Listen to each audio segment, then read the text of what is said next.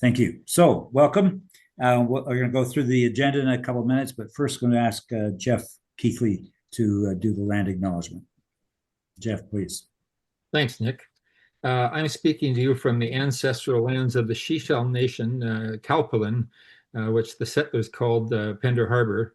And we're on a strip of land peninsula that's 81 kilometers long and accessible only by ferries, both in the north and the south.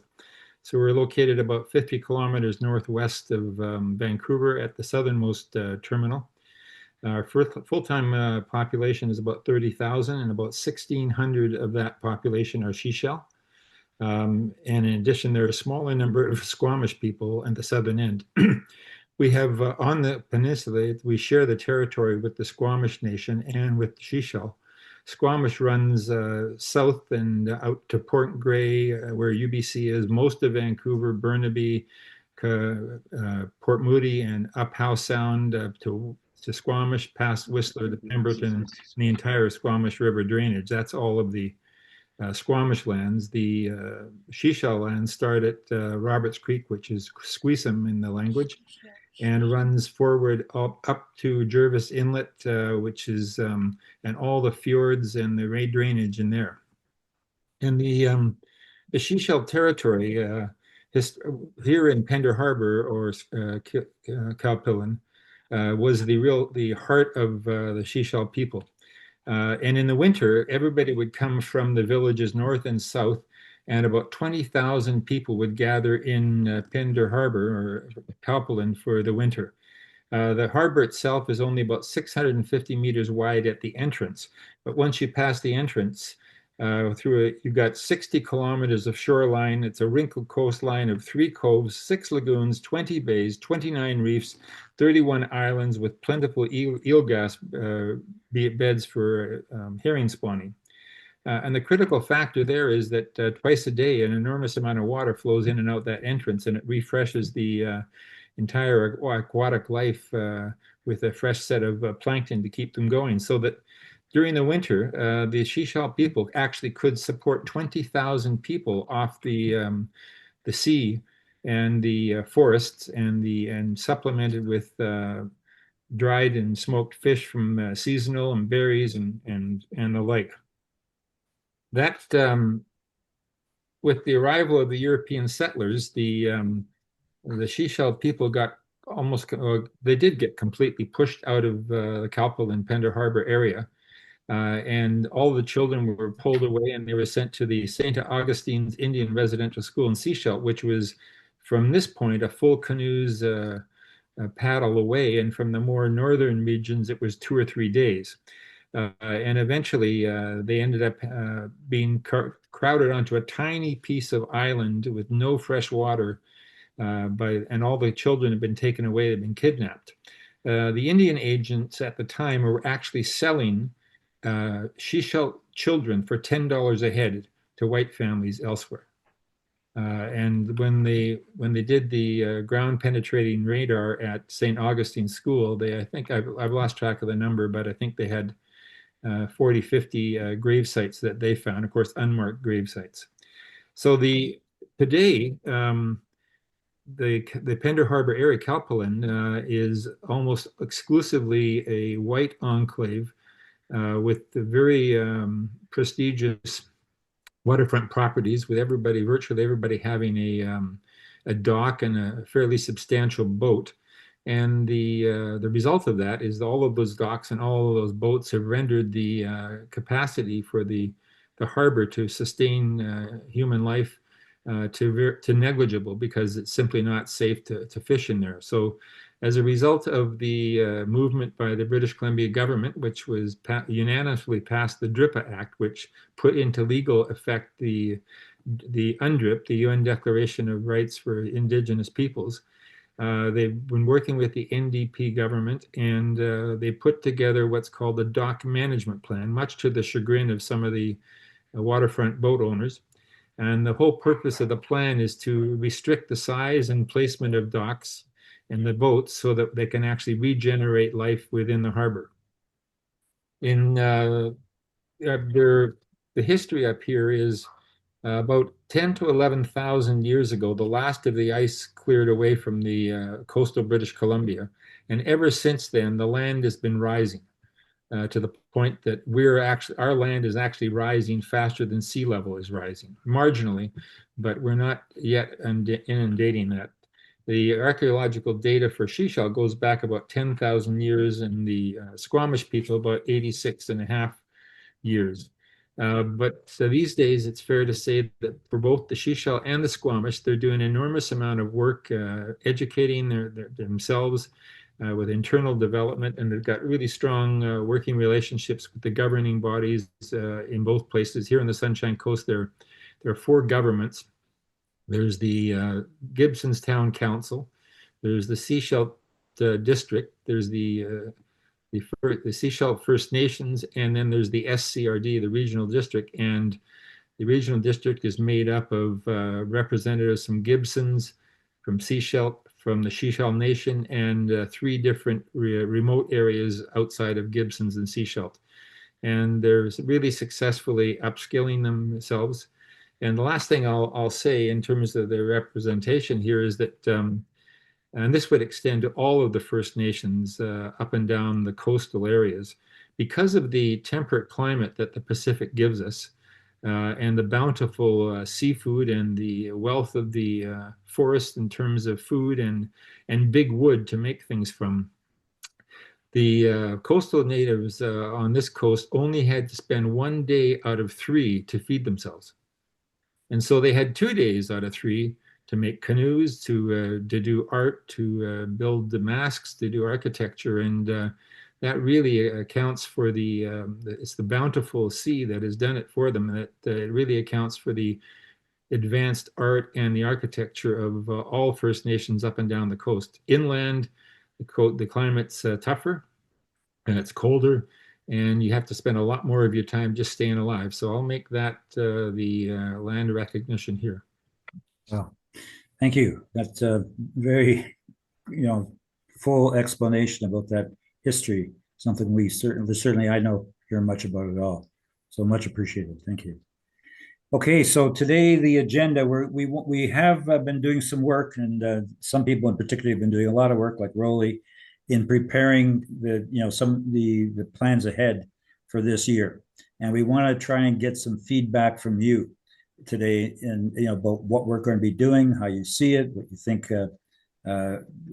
could change or not change, how we take advantage of things. So the first thing we're going to do is outline some of the events that are coming up.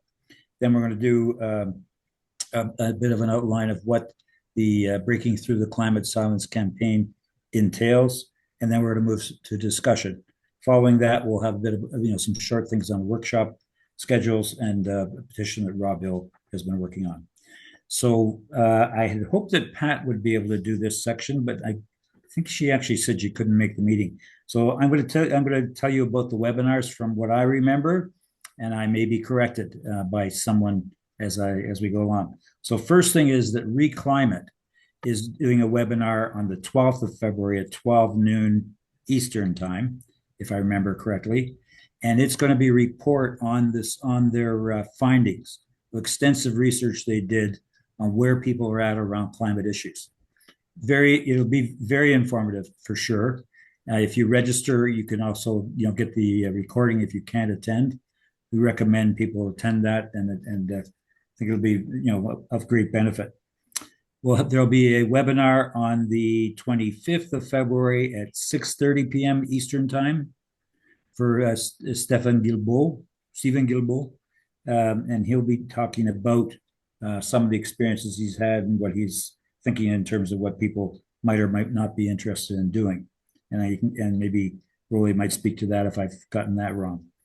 On April the 8th, Bill McKibben, who wrote the book Here Comes the Sun, who's been a longtime activist, initiator of Third Act in the United States, will be available for a webinar. It'll be at 6:30 Eastern time p.m.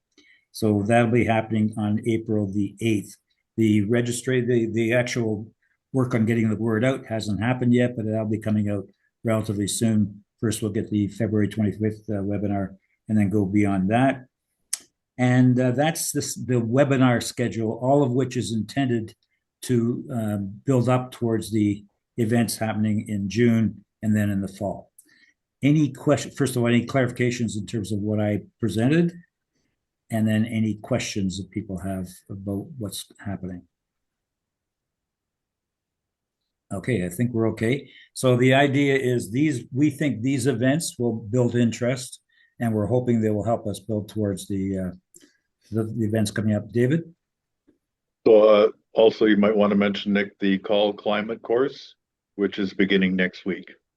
Okay, why don't you mention it then? Because I know it's happening, but that's about all I Okay. know. So the Climate Action for Lifelong Learners is one of the sponsors of Seniors for Climate.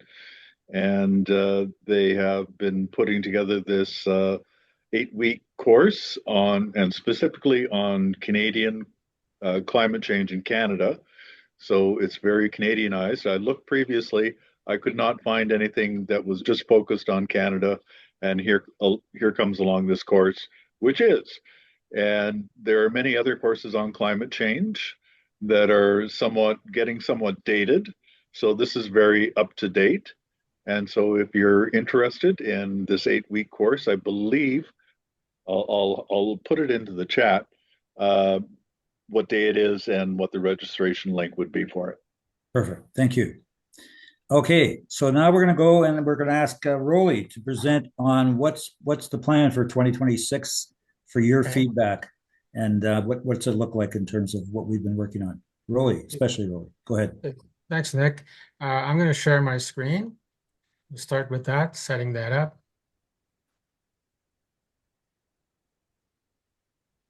And let me go to slides.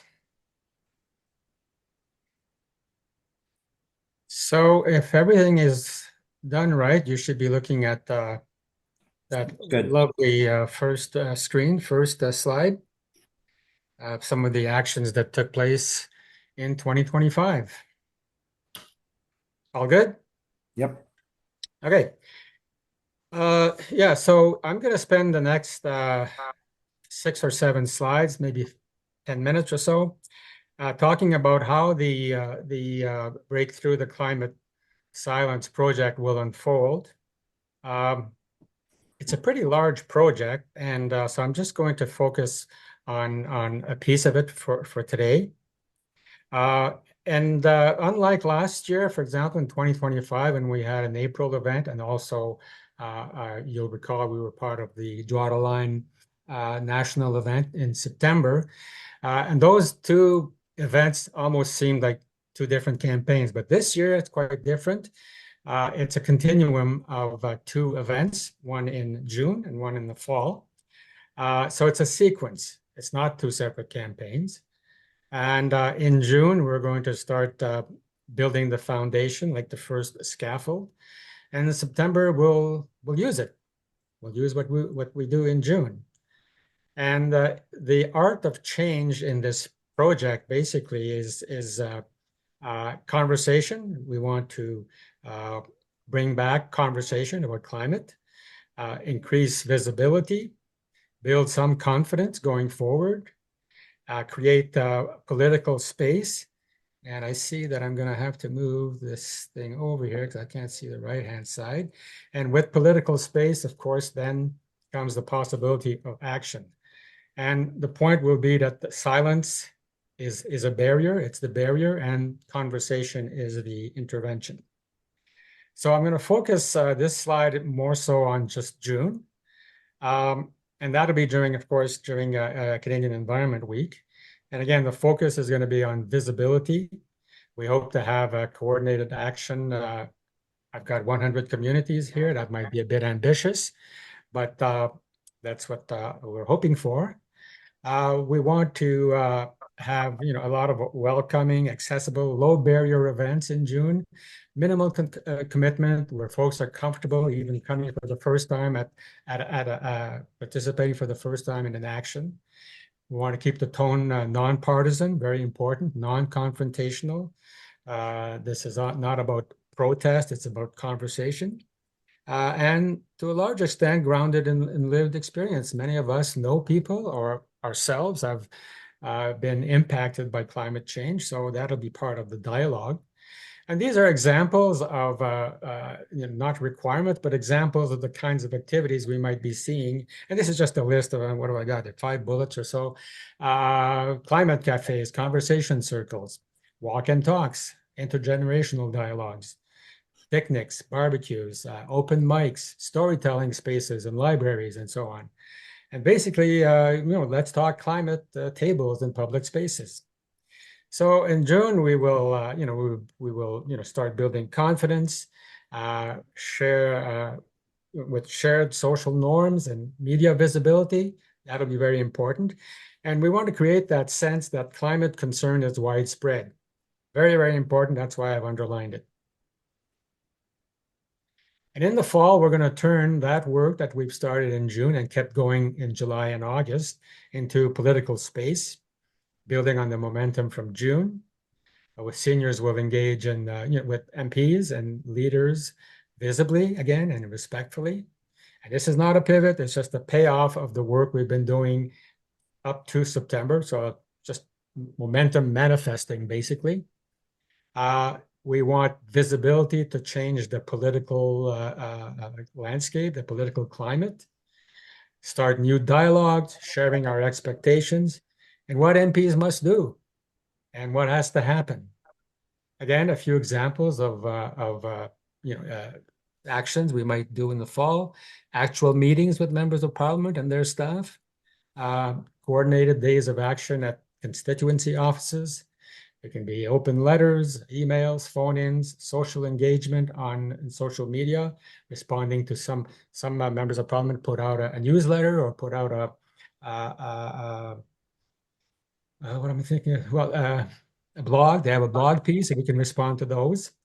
And public requests for leaders to attend specific events that we might hold, whether they're town halls or some of it in the fall. We'll be looking, of course, at fall fairs and so on. And the whole idea is to make leadership feel safer, not riskier. So how organizers fit in to all of this, both centrally, as in my case, but also locally, living in Ottawa. It'll be creating those welcoming spaces in June and keep holding on the nonpartisan conversational tone, carrying this visibility forward into fall engagement.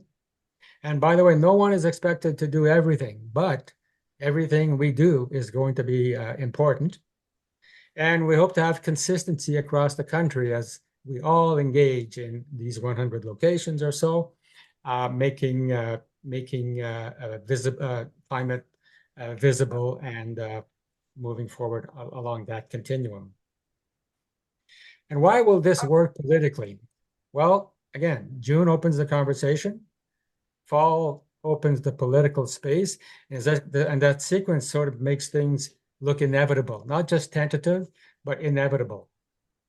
And it aligns, of course, very perfectly with the Breakthrough the Climate Silence, Creating Space for Action, the theme we have for our project. It shows broad, visible public concern across the country. That's what we hope to gain from all of this. There is concern, and the stats do prove that. The research proves that. We hope that this will create opportunities to counter misinformation and disinformation, all of the fossil fuel narrative that's out there. It works politically because it will reframe climate action as a shared responsibility. It's not just NGOs that have to work on climate, but it's a shared responsibility between the public and members of parliament and government. And this is how norms shift, and it changes the conditions. We break through the silence, we make leadership possible, and we move the country forward. So there's still a lot to come. So this just touches basically on that continuum. But right now we're working on core messaging. What will be our primary, the North Star messaging and the supporting messages for that. We're 90% done with that.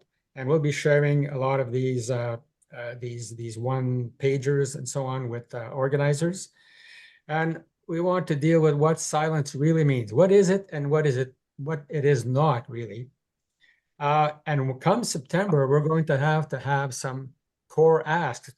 once we've established the conversation and we're engaging with members of parliament, well, what do we tell them? What do we want them to do? So this is where the core asks will be important, and we're working on that as well. Very close to getting that done. All kinds of organizer materials we're working on, speaking notes, meeting briefing notes if you're meeting MPs, leave behind, social media toolkit, tactics toolkits, and so on.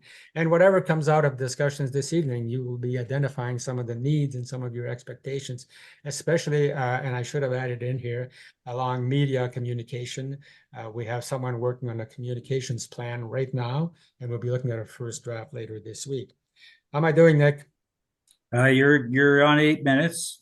8 minutes? Okay, well, this is the last slide, basically, just sort of summing it up.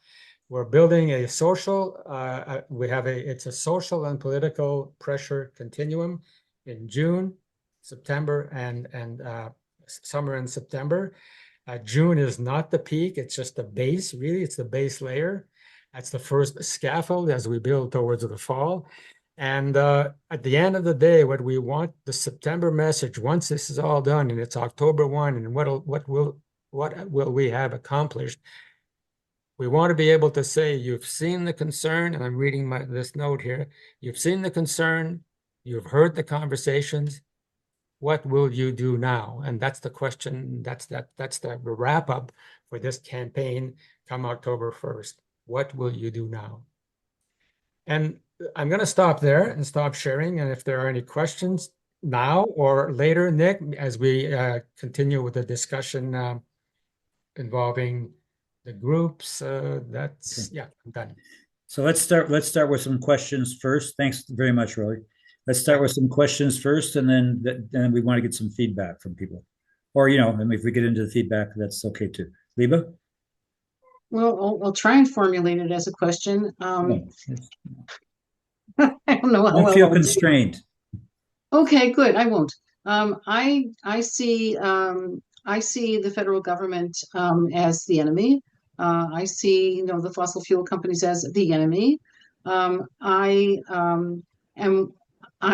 wondering if the end result, if the action is to go and have talk to MPs. It's not my idea of action, and we've done much more than that in the past. So I also want to mention something that the leadership in Seniors for Climate is well aware of. Seniors for Climate Action Now is going to MP offices and we started doing that in December. And we are, in fact, not encouraged to have, sit down, polite chit chat with the MPs. We give them our 7 demands, and then we come back and we rally and we come back month after month, and the ideas with more and more people. So I am not sure how, for our organization in particular, this is going to jive with the proposed action coming, building towards the fall. I fully understand, and I'm absolutely committed to breaking the climate silence, but it's the action piece that I'm not comfortable with yet. Okay. Go ahead, Jeff. You're on mute. Jeff. Well, I really quite like what you've done there. I think, but I have a small suggestion here. You say break through the climate science and then creating space for action. I think it would be more forceful and more commanding to simply say break the climate science and create space for action. Anything that's shorter and sweeter, and in particular when you try and put it on a sign, is better. We won't focus on our MP's office, and not that we have a problem with the idea, but our MP's office happens to be in Horseshoe Bay, which is as far removed from any center of population. It's in the back streets of Horseshoe Bay, and if we had a big demonstration, there'd perhaps be 6 non-demonstrators that might see it happen there. So we'll pick out something a bit more better focused.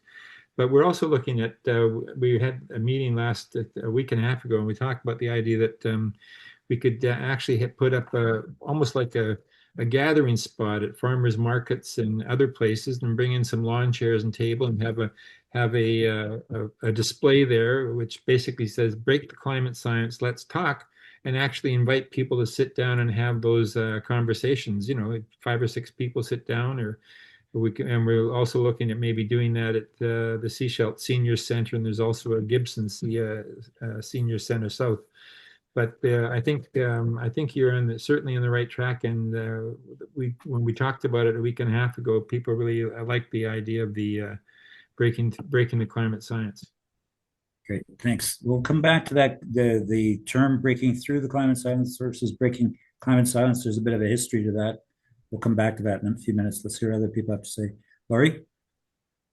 Yeah, thanks. I think this is great. It's really great resources to help us to develop that conversation bit, especially with something like deep canvassing and having those good conversations. And I just want to bring up that in BC, we are trying to help people to generate all of their MLA and MP meetings online, because we do have Zoom, and we've had so many good meetings where people can meet at different parts from different parts of the province without any problem and have those really good conversations, because even 20 minutes, at least you're getting your voice out and letting them know that you represent so many people. In BC, we have 1,400 people on our subscriber list. So we represent a lot of people who vote. And it's great to have those meetings, even though it may be hard to get them. Okay, thank you. Jeff, I assume your hand's still up and it's not up again. Okay. Lois? Yeah, thanks for your work on that, Rolly. So the NWT has one MP. She's a minister. She's got the Liberal talking points down pat. The onslaught of people who went to her with concerns about C-15 and exempting ministers from laws. Basically she shrugged it off. So like our strategy here has been consistent building relationships and empowering individuals and NGOs, community groups. That is proving to be more effective in breaking the silence than relying on some politician or somebody else who you think has power, because the realities of this world are that our politicians are not looking out for us. We have to look out for ourselves. And we have to mobilize and we have to work together. And I guess I would just encourage a greater orientation towards building relationships in communities and empowering people, rather than looking for some magic fix from a meeting with an MP or an MLA. That would be my thinking, because I know that that's what works for the North. It works for smaller communities. I don't know if that works in the city, but yeah, I thank you for all of that work. I'll leave it at that. Thanks. Thank you, Lois. Is it Drina? Is that how I pronounce it?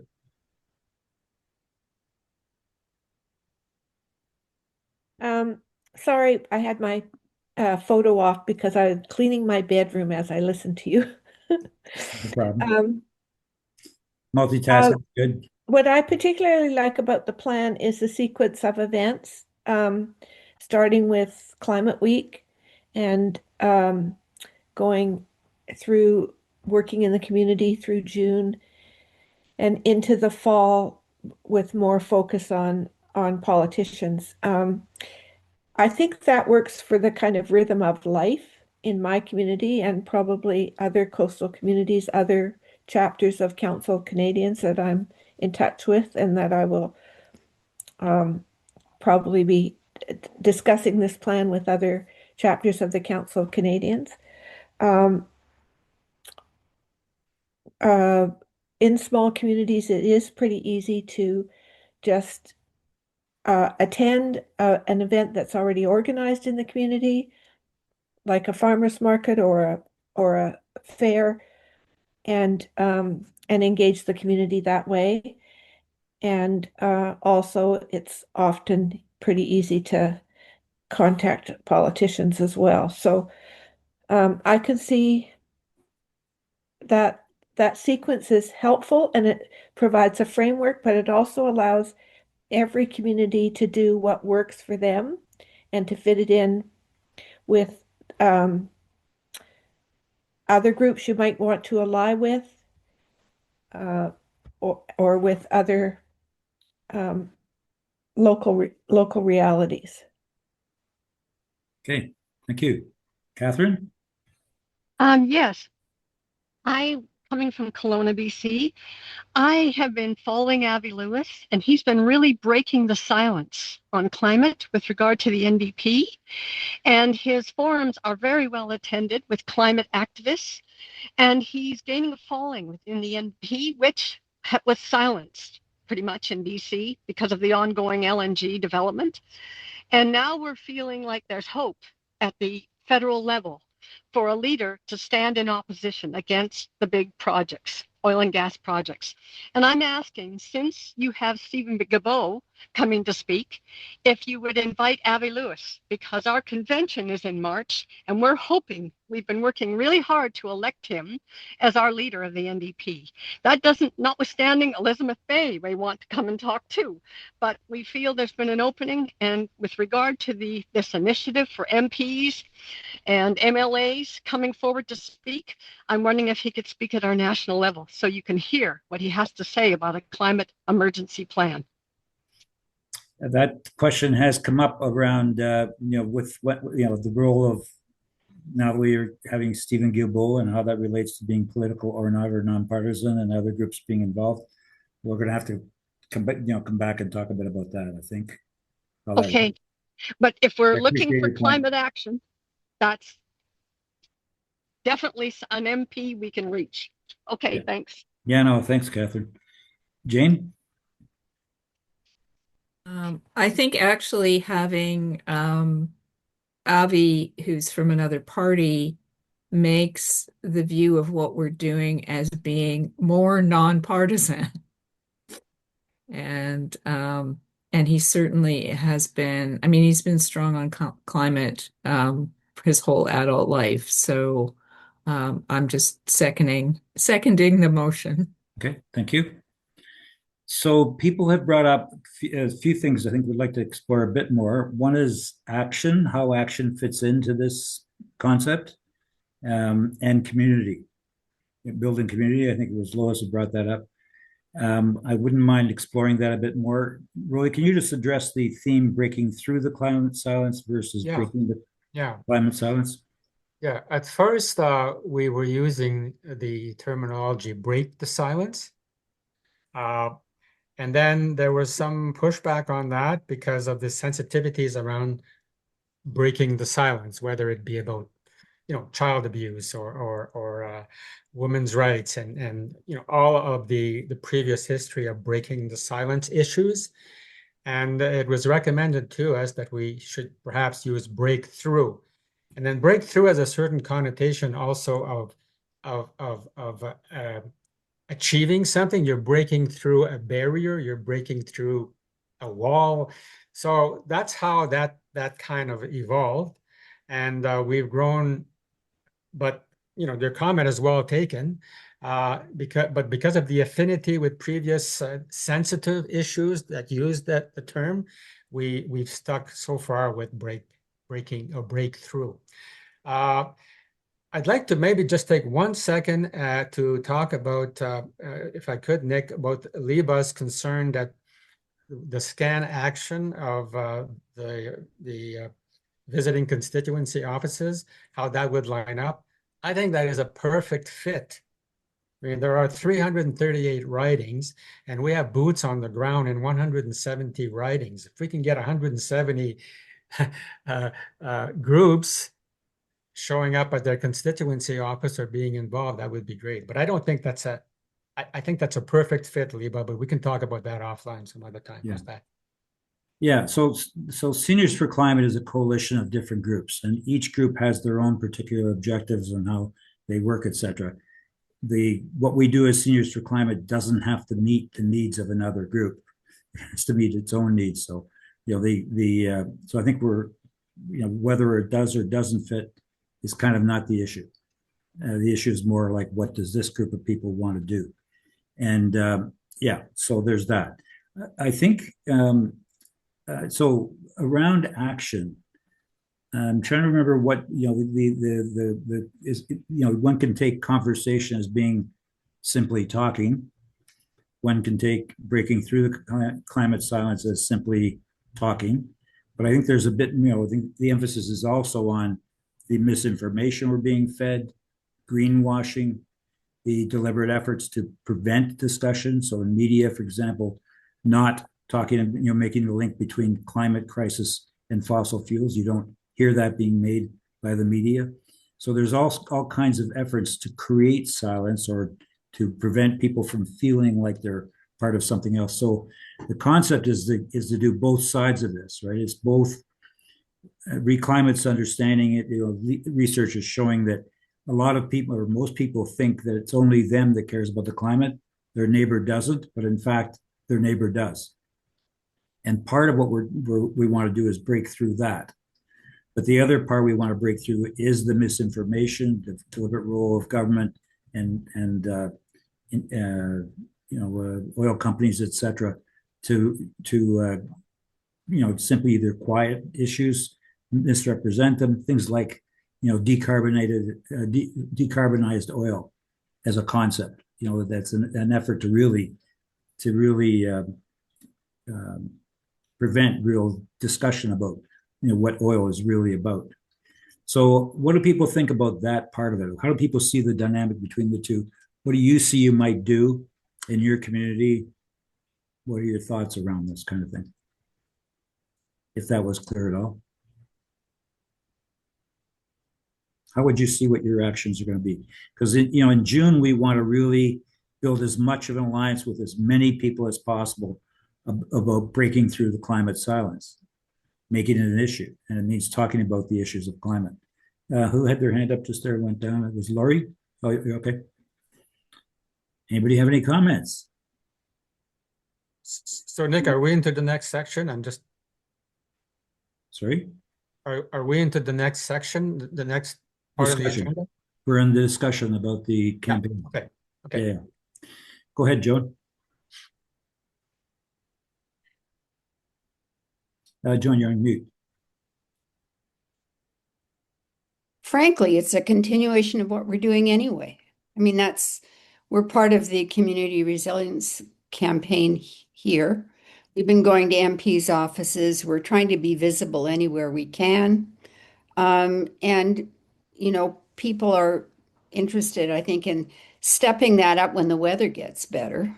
And we haven't figured out what all that will look like, but frankly, it's just trying to say all the time, climate matters, and if we don't talk about it everywhere we go and with everything we're doing, then we're missing opportunities.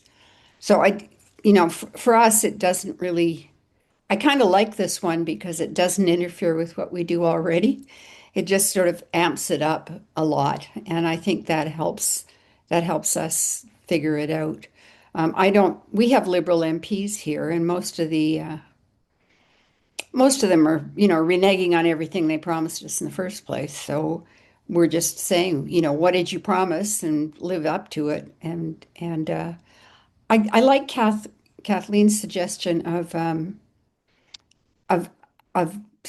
getting Avi Lewis to speak too. I think that's very important that we not ignore the fact that this is the only party where there's a candidate who has got a long history of climate issues.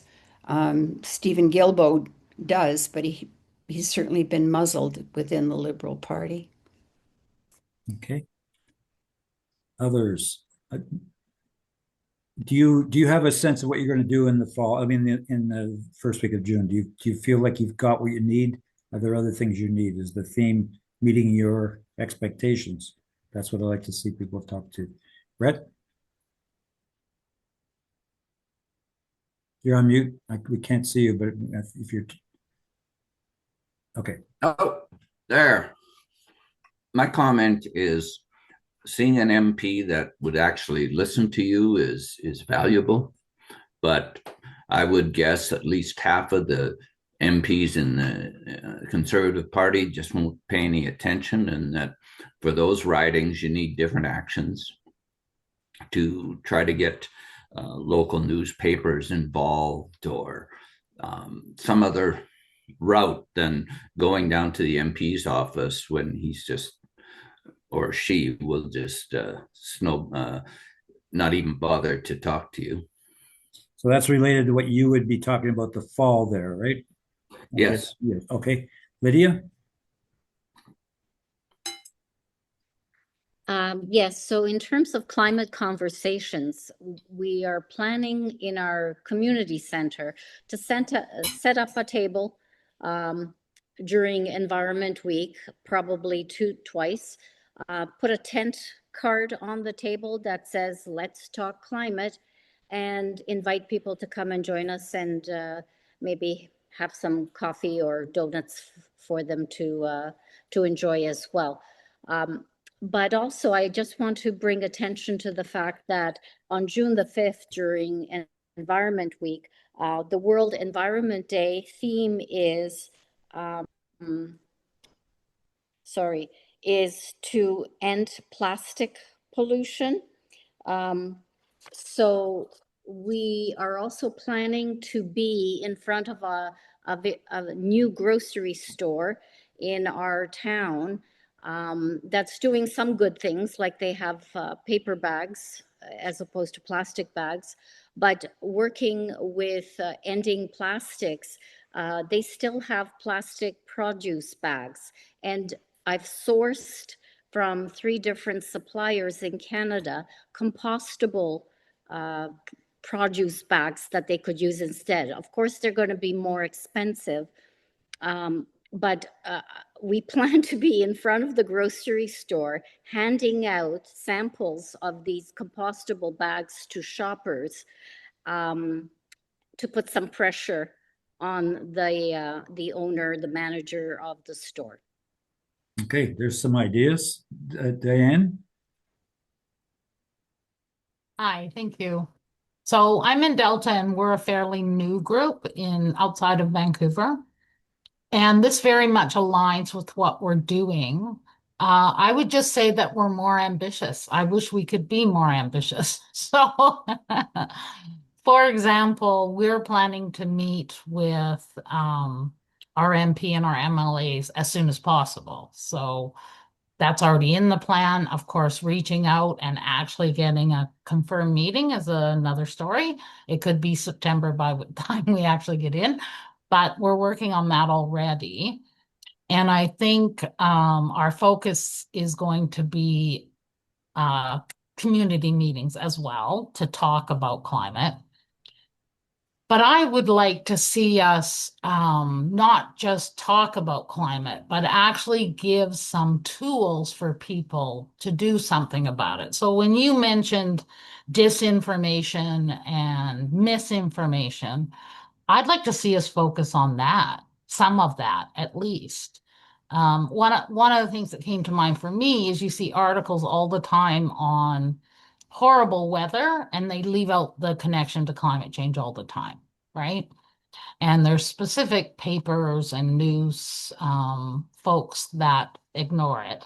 But is there some way we could try and sort of raise that and get people talking about, disinformation and what that means to climate change and yeah, so that's my thinking. Thank you. And that's the intent, is to address issues like that. And I'll ask Roly to speak in a minute, but let's have Susan speak, and then let's see where we go. Susan? Thank you. Thank you. Hi, everyone. I'm enjoyed hearing these last few ideas there. I'm feeling pretty much alone as the Seniors for Climate. Although my SCAN chapter in London is great, and we're doing monthly MP offices. We did one today, and each time we've done, there's only 2 so far.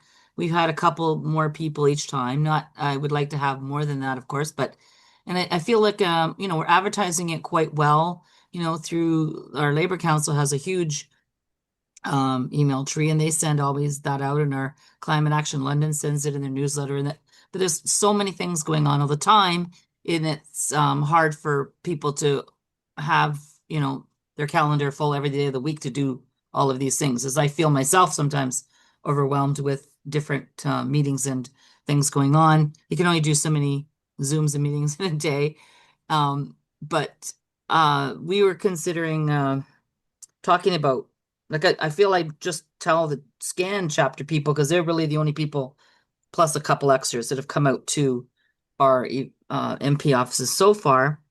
I was considering trying to do a Zoom cafe, like just a Zoom call like we're doing here. We, just to talk about it that way, because it's so much more accessible for anybody to be on Zoom, especially seniors who can't get out and about. Like, I have a lot of senior, friends and things, but they don't come to any of the outdoor events because they're not able. And I know we're concentrating on reaching seniors, but other people too. So we were contemplating on that week, on the 5th anyway, to have a picnic little in the park. We have a beautiful park right downtown. Everybody walks through it all the time, and going to and from work and restaurants. And so it's a very visible location. If we had like a little bit of a picnic there going on, perhaps on that day, but that's always contingent to the weather. We had a location where we watched Later Is Too Late, an indoor location that we could do. I was considering another movie of some sorts, but I don't have any leads on anything for that yet. But I'm still feeling very much alone as far as getting ideas for these events.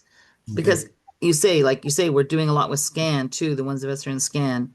And then I have my CURC, my Congress of Union Retirees of Canada, and they want you to meet MPs. So I've met MPs for them, and now with this, and then also with SCAN. So it's like a lot of repetitive things going on like that. Okay. Just before we go on, thank you. Just before we go on, I want Rolly just to speak to the issue that was brought up about, the press doesn't make the connection between bad weather and climate, and how he sees that in terms of the campaign, the theme of the Breaking Through Climate Silence. You want to speak to that? Yeah, sure, Nick. As I just mentioned very briefly, we will have a communications plan, which will, we don't have it. We don't have the details yet, but these are the kinds of things we want to address. There will be definitely some talking points, or about misinformation and disinformation. I saw also in the we'll be providing. One thing that I want to do is an information toolkit, and in that information toolkit, there will be talking points about different things, without going into any details right now. But not only talking points, but like backgrounders and one-pagers about what our asks would be, or what we expect MPs to do. We will have a one-pager about our core messaging, and a lot of good information to support the work of organizers in the field, or doing Zoom meetings, or bringing on new volunteers. So, and I've heard so many great ideas in this Zoom so far, but that is a key one. The one about how to have a good, strong media plan to address the fact that media is only reporting part of the information. They'll report on a disaster or on something, but they don't relate it to the cause. Someone mentioned a while ago that fossil fuels is still the problem, even though we're not talking about it. That is the primary problem. And one thing that we haven't talked about at all, and it's very, very, I think it's very representative of what's happening out there. One of the things we have to really focus on is to transition to renewable energy, how that should be a nation-building project. And most Canadians don't know how quickly this transition is happening. It's happening, and most of us don't even pay attention to it, but it is happening faster in other countries than in Canada. But that raises the whole problem, are we going to miss the boat here? Are we going to fall behind if we don't bring it up? So I think this can be a very strong point of discussion with our members of parliament, with the media, making that as maybe our primary ask. But again, this is just me mentioning how important I think this is. And that's part of the silence too. So what do we want them to talk about? And I probably strayed from the original question, I'm sorry. But that we will provide information and support, as I said, in different toolkits. And one of them is definitely going to be how to deal with media. Yeah. So the concept is, breaking through the silence, but saying something too. Yeah. You can't break through the silence without having something to say. So what we have to say about the connections to different things, etc., will be important. And some of that will be ideas that come up here, what people are looking for that they need in order to be able to say stuff and what, etc. I think we need to more work. And, this is what this discussion about is ideas around how we can take that theme and do something activist with it, and make it effective in terms of building awareness in the community and mobilizing. It's not just about not being silent. It's about once you're not silent, then you do something. Because what's the point of not being silent unless you're going to do something about it? It has to lead to something. And that how we actually get that all wrapped up in this campaign is really going to depend on people grappling with it, talking about it, coming back to these meetings, figuring out best ways to do it, etc., sharing different ideas, that kind of thing. Tallene? I love the climate conversation. I've actually kind of looking into that myself, but what I would really love to see is things I've seen from other organizations, like for example, Organizing for Power. Part of their methods is having is a conversation that you have, one-on-one conversations, and they have like a script. And of course, you can't follow it exactly because you don't always know what the other person's going to say, but it actually is guiding you through, and then you can practice with other people to do that conversation, and certain lines that you can actually practice to have really top of mind when you're talking to people. And another thing I think would be great is cue cards to start conversations. They could be sitting on the tables for people to, because I think sometimes you just don't know how to get started. And I've been thinking about that for my own family who's quite climate resistant. Those cards would be an awesome way for me to say even to them, I need to practice for this thing I have coming up. Would you do this with me? And it kind of gives an in to people really well, because that's almost the most awkward time to have conversations. So yeah, I love this, and I'd love to see materials like that. Cool. That's one good idea for sure. Jeff? Yeah, 2 points, not directly connected to one another. I'm thinking that we're looking at the possibility of setting up displays and conversations, but what I would hope that we could do is that we would have QR codes on each and every document, so that if you have a display of a half a dozen documents, I'd like to get a copy of that. Anybody who's got a cell phone can just take a picture of the QR code and go directly to that. So that would make we would effectively make people their own printing presses to pass the words along to other people. So that that's one suggestion I would ask you to look at. The other thing is one of the things that we're doing is really we're speaking truth to power. And in terms of illustrating greenwashing, the three greatest examples of greenwashing, which most of the planet knows, and therefore it resonates with them. If you talk about what big tobacco did to keep people smoking, what big oil is still doing to keep people burning fossil fuels, and what big asbestos did, use those classic examples where the issue of safety for workplaces and safety of human beings came to the fore. And that really helps to give examples of what greenwashing is all about. Because people say, well, what's greenwashing? Well, here's what greenwashing is. When the tobacco companies say, oh, this stuff is good for you, or when big oil says, oh, we couldn't possibly do this, and you juxtapose that with the massive advantages that are already happening in renewable energy, it sort of proves the lie. And those are, I don't think you need a lot of examples, but a few ones that are in the public mind already, and then and make use of those. That's my comments. Thank you, Jeff. Jane? We just had a couple of meetings this week, and we have zero snowpack in the Cowichan Valley, and there is pretty much zero snowpack on Vancouver Island, and we rely on that for our water. And we're one of the major salmon rivers in Canada, and we might be losing a lot of salmon. So that's going to be our campaign, and it's so easy to tie it to climate. So it's a real tragedy, and it's a real opportunity. We're going to be having community meetings, doing a lot of online education, and Environment Week is, we're not going to wait we're going to start now because we've got a huge problem, but Environment Week is also an opportunity to take advantage of that. And so it has me thinking about local issues and tying them to the big climate issues all over the place. That's all. Good examples. And it raises the question too, that as we go from now into the summer, there will be events happening related to climate. I mean, and we know wildfires will be back again. We know there will be heat issues. There'll be various ways in which that's discussed in the press or not talked about, or oil companies ignore it or whatever. And pointing out that in fact this is about burning fossil fuels. So breaking through that silence on that, would be also important. So your example there is a good one about how to do that. Any other thoughts?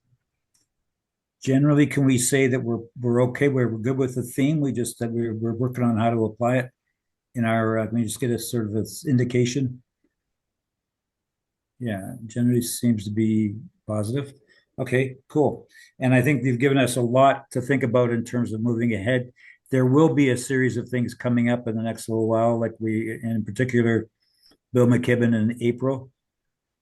We see that as being a critical, critical is maybe not the word, an important focus for starting to build towards June and then finally to the fall. What the fall is going to look like, we're talking about, mobilization, we're talking about MPs' offices, but it still needs to be worked out, and people will be thinking about that as we go ahead. There's also some possibility that there'll be a call from Third Act for some kind of global event in the fall. We're still waiting to hear whether that's the case or not. They did last year indicate they were going to look at international stuff this year. That might affect what we do in the fall as well. I think but the idea is between now and the fall, we have, essentially a plan, which is to really start raising the climate issues in the various ways under the theme "Break Through the Climate Silence." And we'll re-examine based on what Jeff said. And, but I'm not whether that changes or not. I'm not sure, but and the next meeting we'll be talking about this some more. Maybe we'll have a lot more specifics we can get into by that point. Also, we're going to now get to some workshops, some of which may be factors in what we develop. So thanks for that discussion. And I'm going to now call on Dave Smith to talk a bit about the workshops that are coming up. Thank you very much, Nick. And thank you for also pumping this up in advance, because Nick was kind of emphasizing the need to be able to develop ideas. And so the 2 workshops that are coming up, we have these workshops to talk about particular issues, but also to be able to develop ideas for things for people to do. So the first one is February the 24th. That will be starting at 7 o'clock Eastern. And that is for small, rural, and remote locations, which have some particular shouldn't say idiosyncrasies, because they probably cover a wider area of Canada than many of the cities. But there are some characteristics of them that need special handling, particularly because a lot of them are representative by conservative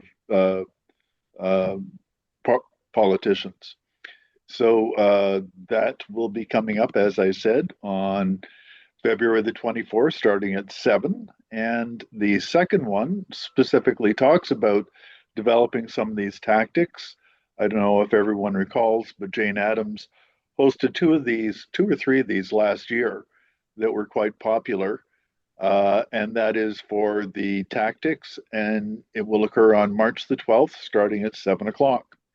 So if you have some ideas that you would like to develop, please mark those things. We will be sending out invitations to them as well. That was Eastern time, right? Yes, Eastern time. Yeah. Okay, any questions around those workshops? All righty. And now, Dave, you want to introduce Rob, and let's talk about I'd that. love to introduce Rob. He's been very patient all this time. So we're always looking for some actions that kind of tie the country together. And back in December, Rob just plopped one in our laps, which is the idea of having a cross-Canada petition. So many of you may recall that Rob was here in January, and he spoke to us about some ideas he had, some of the background on developing the petition. And at the end of that meeting with the recording, we sent out a copy of what the petition looked like at that time. Rob's had some additional ideas, and he wants to present them to you and get some discussion going. So, Rob, in Camrose, Alberta, would you please tell us what you've got lined up? Thanks, Dave. Yes, I did speak at the last meeting about the potential for a national climate petition. I'm back for another step now. To be clear, as far as I know, there has been no decision to stage a petition, and there will be no decision made today. But the feedback we received from you today will go a long way to making that decision. Either a decision like, yeah, this looks pretty good, let's give it a try, or on reflection, we could probably use our time and energy better in a different way. So don't hold back. If you have a thought, please share it. So I'm going to speak with you about the potential for a national petition, a project that we can all contribute to. After I lay out the potential, we may have time for a discussion, or you can make a comment at any time in the chat. What we need to know from you is this. Do you think such a national project is a good idea? Do you think we would be better to do a paper or an electronic petition? Would you personally contribute to this project in your community? Would you be willing to serve on a small committee with me to get this thing moving? So that's what we need to hear from you. So in the fall, I did tell Dave that a climate petition here in Camrose in 2024 was a good experience. And I thought a nationwide petition could be a good option for Seniors for Climate. Then when I saw Rolly's theme of, sorry, I'm going to say a few times, break the silence. I'm just hearing breaking through the silence now, and I'm on board with that. But I'm going to share some screens with you later that show break the silence. So just bear with me that I realize that we're changing, but I had done this before I heard the new terminology. When I saw Rolly's theme of breaking through the silence's 4 pillars, I thought a petition would be a good tool for breaking through the silence, getting folks talking and thinking about climate, which leads me to today. Here is the process we would go through if we decide to pursue a paper petition. We nail down the details, including wording. After that, the petition would be presented to an MP's office, who will confirm that the format and the wording meets the requirements of the clerk of petitions in the House of Commons.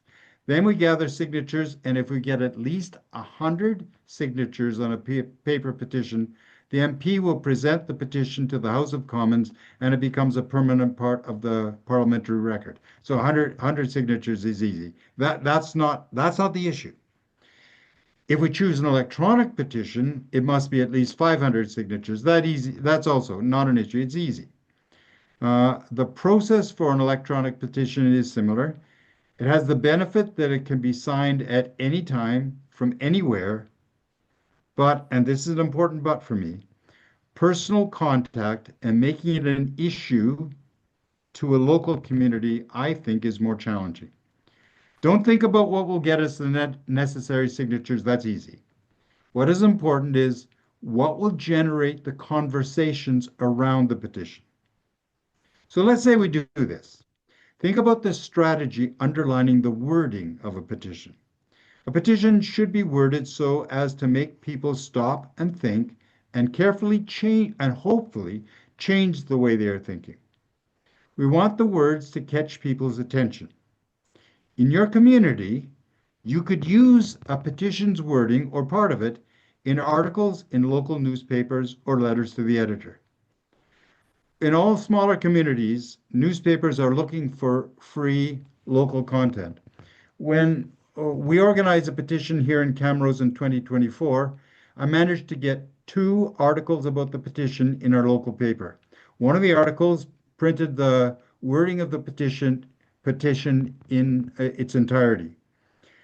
That's in rural Alberta, you're going to find a lot of people who feel that any threat to fossil fuels is a threat to their way of life. And it's not surprising that there was a backlash in letters to the editor. And then there were some people that wrote in support of climate initiatives and the petition. And I had mentioned in one of the articles that if we get enough signatures, our MP will present the petition in the House of Commons.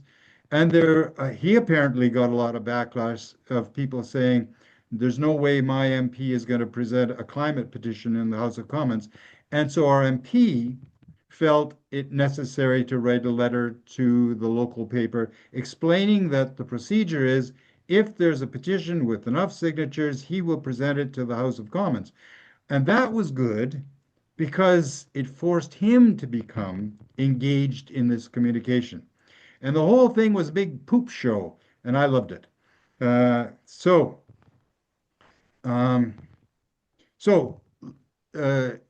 Articles in a newspaper, letters to the editor, it was all good. It raised the profile of this whole thing.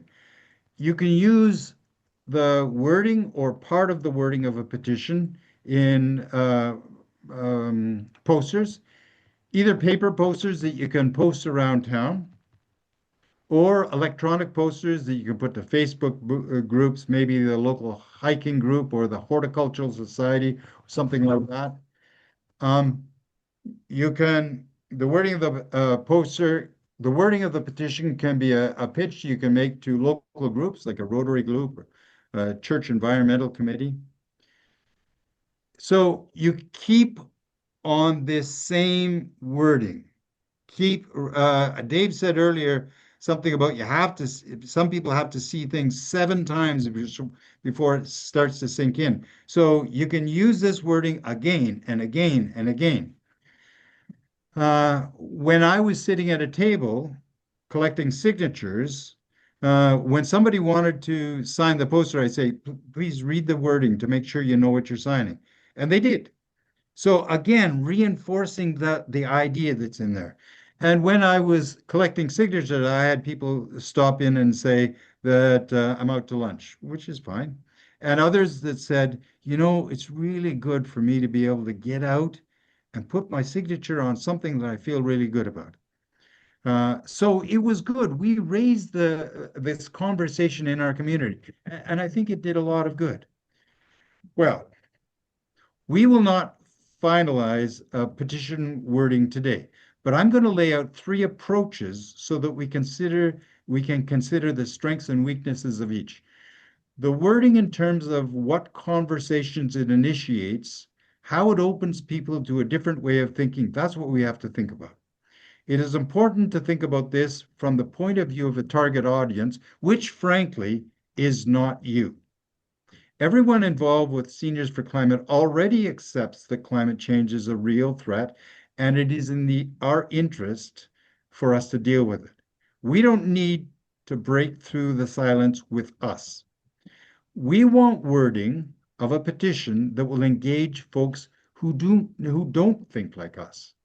Our goal will be to challenge the way that the target audience thinks. For me, I think, who can we hope to change? And I see two groups.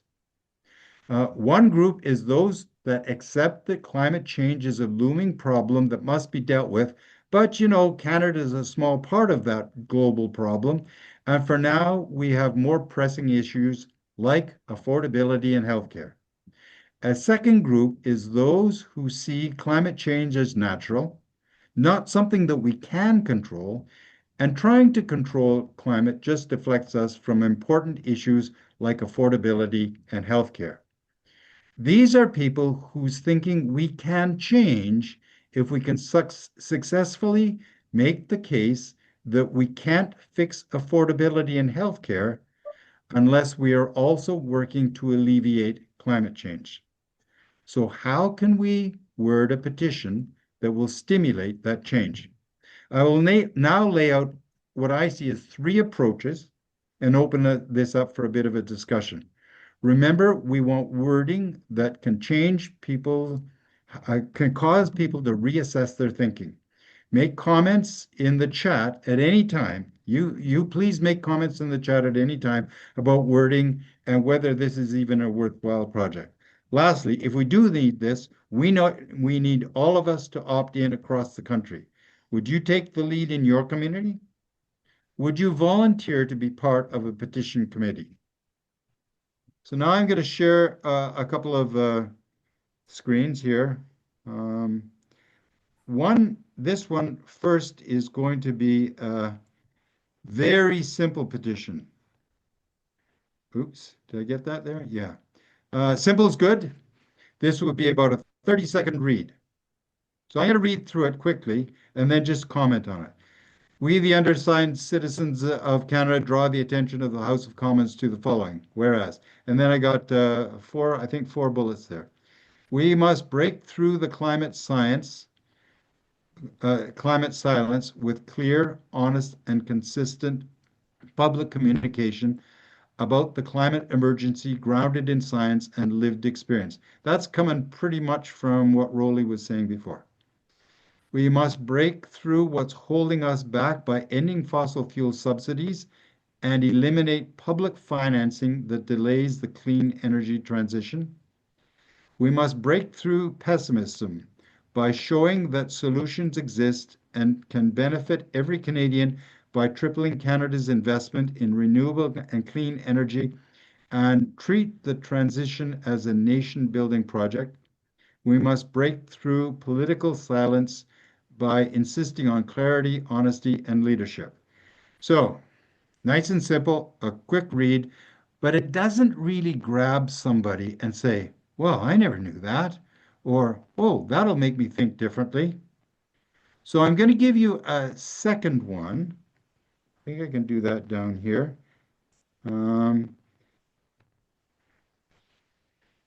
This is obviously a lot longer, and maybe it's too long. It's still taking Rolly's ideas of breaking the silence. Sorry, I know it should be changed to breaking through the silence. But it gives more meat for somebody to chew on, so to speak. We must break the silence with clear and honest communication about the climate emergency. According to Dave Sawyer, principal economist, Canadian Climate Institute, Canada is directly in the crosshairs of a changing climate. The economy is highly sensitive to this threat, and we're already paying the costs. As early as 2025, the damages have cut Canada's growth rate in half. We need to reckon with these massive costs and do everything we can to limit the damage. Second bullet, we must break the silence of the cost of fossil fuel pollution. Health Canada estimates that... We're not seeing the one you're reading. Oh, I see. Sorry. And also just to alert you that in terms of time, if you want much discussion, you'll have to get to the discussion. I'll be about 2 more minutes, and then I have to do that. And if there's no time for discussion, we'll just have to hope that people are making comments in the chat. Sorry. So I have to, I guess, start with the first bullet again. It's about what is the costs of Canada's economy and so on. The second one, Health Canada says there's costs $120 billion and contributes air. Now I'm flustered because I'm going a little fast. Air pollution, and this is from 2021. The costs are 120 billion and contributes to 15,300 premature deaths. And then about fossil fuel subsidies. According to studies by Environmental Defense in 2024, the government provided at least $29 billion in financing to fossil fuel and petrochemical companies. And then about pessimism, according to Susan McGeechee, I'm not sure how to pronounce that, BMO Financial, so not exactly a tree hugger, taking proactive adaptation measures can cut the cost of climate change and impacts and provide a strong return on investment, saving money in the long term while paving the way for more sustainable and prosperous future for all Canadians. So that gives more meat for people to consider and maybe think, well, I never knew that. Okay, and this is one that doesn't refer directly to breaking the silence, but it does the job. This is one that I made in 2025, so it's a little bit dated, but you get the idea. The citizens of Canada are concerned about changing climate, and then there's a quotation from the IPCC, a rapidly closing window of opportunity to secure a livable and sustainable future for all.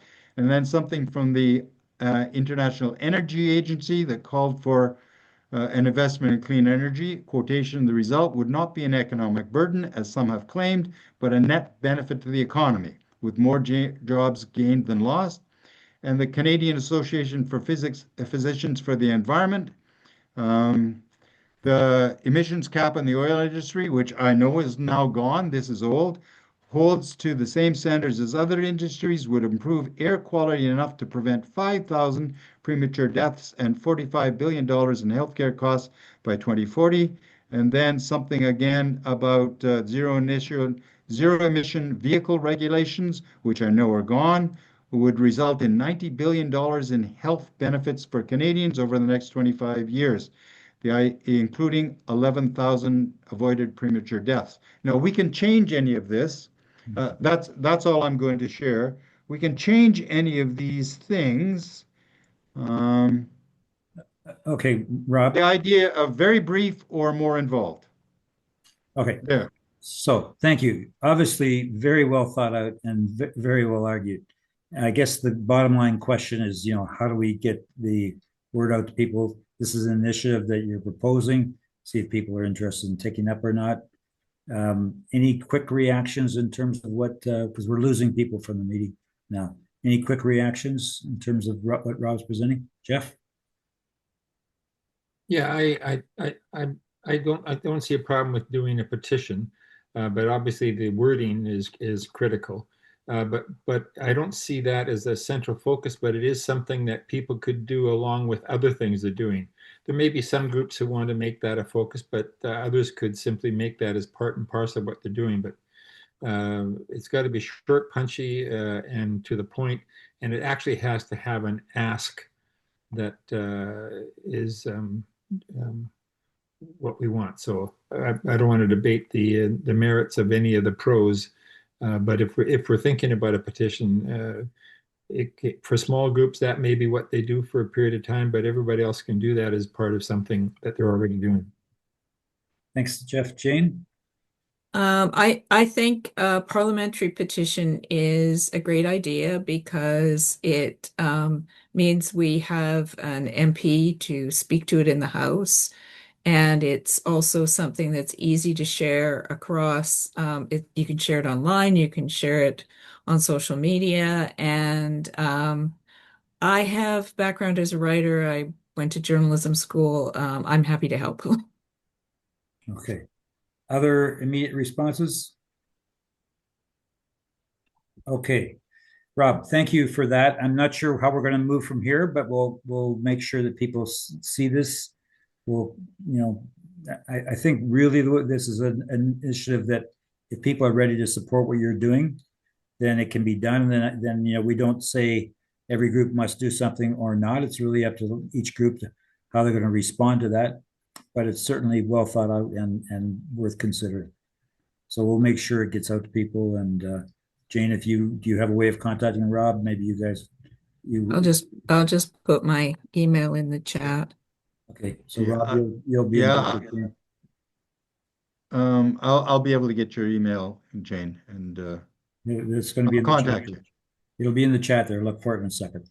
Okay, so thank you very much. That was a good discussion. I think we learned what we needed to know a lot. We learned a lot about people's ideas. There's more work to be done. It should be pretty exciting once we get this thing in motion and we have the various examples of how to break through the climate silence and make it a popular kind of campaign. So looking forward to that.